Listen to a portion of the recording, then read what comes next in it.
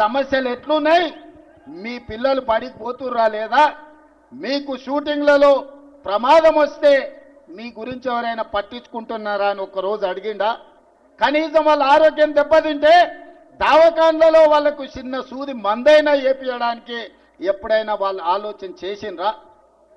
ఇవాళ అన్ని రకాలుగా ఈ నగరాన్ని అభివృద్ధి చేయాలని మేము ప్రయత్నం చేస్తుంటే ఈ ప్రాంతం నుంచి ఓట్లేయించుకొని ఈ సికింద్రాబాద్ పార్లమెంటు నుంచి 2 సార్లు ఎంపీగా గెలిచి 2 సార్లు మంత్రిగా అయిన నంగనాచి కిషన్ రెడ్డి మన మెట్రో రైలుకు అడ్డం పడుతున్నాడు.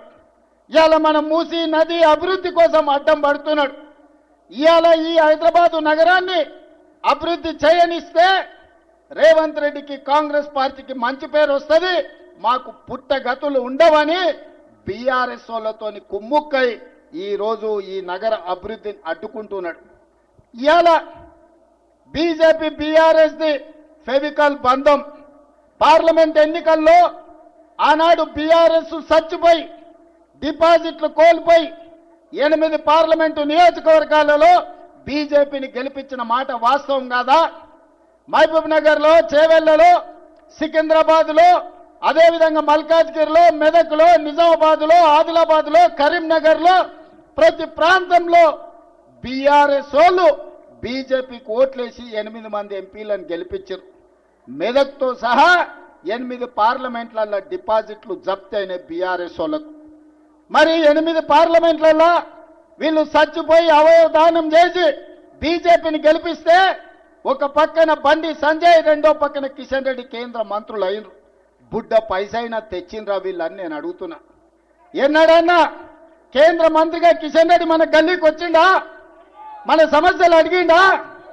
మనం ఎట్లున్నారో చూసిండా? ఇవాళ ఉప ఎన్నికలు రాగానే ఇవాళ మా అభ్యర్థిని గెలిపించండి, కార్పెట్ బాంబింగ్ చేస్తారంట. సిగ్గుండాలన్నాయా? పాకిస్తాన్ వాడు ముడ్డి మీదంటే ఆడపోయి బాంబులు అయ్యావు కానీ జూబ్లీ హిల్స్లో వచ్చి బీజేపీ వాళ్ళు కార్పెట్ బాంబింగ్ చేస్తారంట. మీ బాబు జాగీరా బీజేపీ వాళ్ళది ఇది.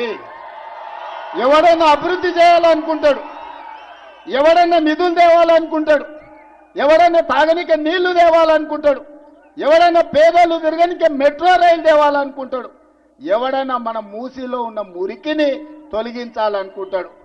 బీజేపీ వాళ్ళ భావ దారిద్ర్యం జూబ్లీ హిల్స్లో ఎన్నికల్లో కార్పెట్ బాంబింగ్ చేస్తారంట. గల్లీ గల్లీ ఎంపీలు, ఎమ్మెల్యేలు, కేంద్ర మంత్రులు తిరుగుతారంట. ఎందుకే బిచ్చమడుకోనికి వస్తారా? ఏం తెచ్చిందని వస్తారు? మీ మోడీ ఏమిచ్చిందని వస్తారు? 3 సార్లు ప్రధానమంత్రి అయిన మోడీ ఈ పేదోళ్ళు అండగా నిలబడితే, కేసీఆర్ మీరు 2 సార్లు కేసీఆర్ ముఖ్యమంత్రి అయిండు, 3 సార్లు మోడీ ప్రధానమంత్రి అయిండు. నేను అడుగుతున్న పేదోళ్ళకి రేషన్ కార్డు ఇచ్చిండా? మీ ఇళ్లలో 200 యూనిట్లు ఉచిత కరెంట్ ఇచ్చిండా? మీకు సన్నబియ్యం ఇచ్చిండా? ముఖ్యంగా మా ఆడబిడ్డలను అడుగుతున్నా, అక్క మీరు పుట్టి తోలైనరు, ఎన్నడన్నా ఆర్టీసీ బస్సులో ఉచితంగా ప్రయాణం చేసిండ్రా?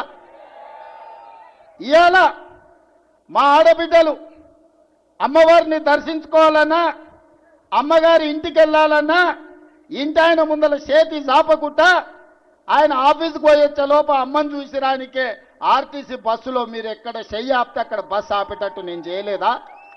సో మేము ఆశీర్వాదంతో మా ఆడబిడ్డలకు ఆర్టీసీ బస్సులో ఉచిత ప్రయాణం ఇయ్యలేదా? మా అక్కల్ని ఆలోచన చేయమని అడుగుతున్నా. ఇవాళ మేము మీకు ఆర్టీసీ బస్సులో ఉచితంగా బస్సు ప్రయాణం ఇస్తే ఆటో వాళ్ళని రెచ్చగొట్టి మా ఆడబిడ్డలకు ఆర్టీసీలో ఉచిత ప్రయాణం వద్దు, బంధు పెట్టాలని ఇవాళ బయలుదేరి ఇవాళ ఆటోలో తిరుగుతుర్రు. బిల్లా రంగాలు వచ్చిర్రు మీ బస్తీకి, బిల్లా రంగాలు ఆటోలో తిరుగుతుర్రు.